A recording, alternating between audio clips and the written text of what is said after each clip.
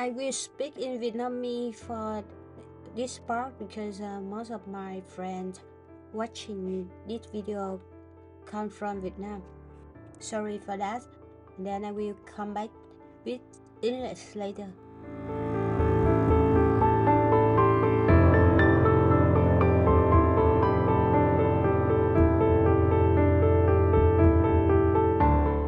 Mình mới phát hiện ra là ở Canada có quá nhiều nấm,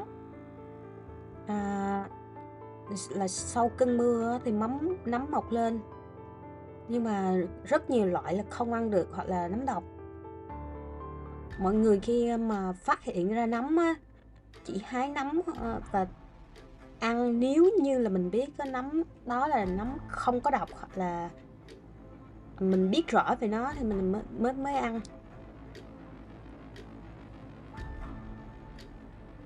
Thì nấm này á, là mình nghiên cứu, mình xem sách là biết là nó ăn được nên mình hái và mình xào ăn rất là ngon.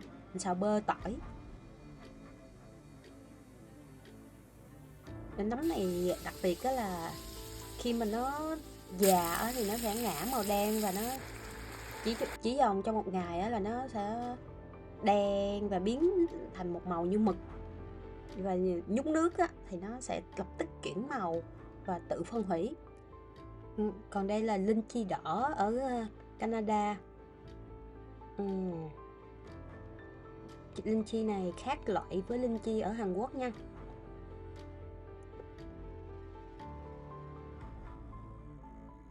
Cái này mình tìm thấy trong rừng, cây đẹp. Còn cái này gọi là turkey tail, cũng là một loại nấm tốt cho sức khỏe, nhưng mà không ăn được, mà mình thường là mình sẽ dùng để làm trà.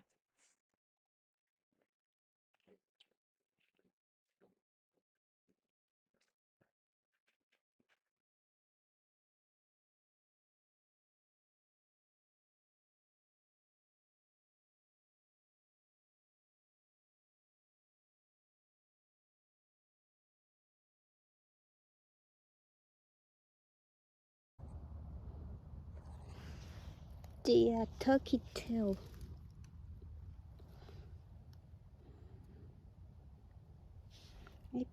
I picked them for some tea.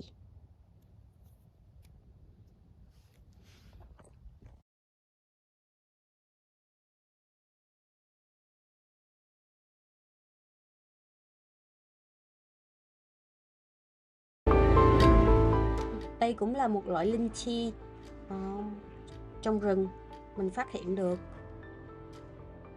Màu nó đẹp quá trời luôn. Không biết tên là gì nữa, mà tiếng Anh của nó là Red Belt Polypore. Rồi, còn nhiều loại nấm dại khác nữa, nhưng mà mình chưa tìm hiểu. Dừng lại ở đây thôi. Hôm nào mình biết các loại nấm mình sẽ tiếp tục.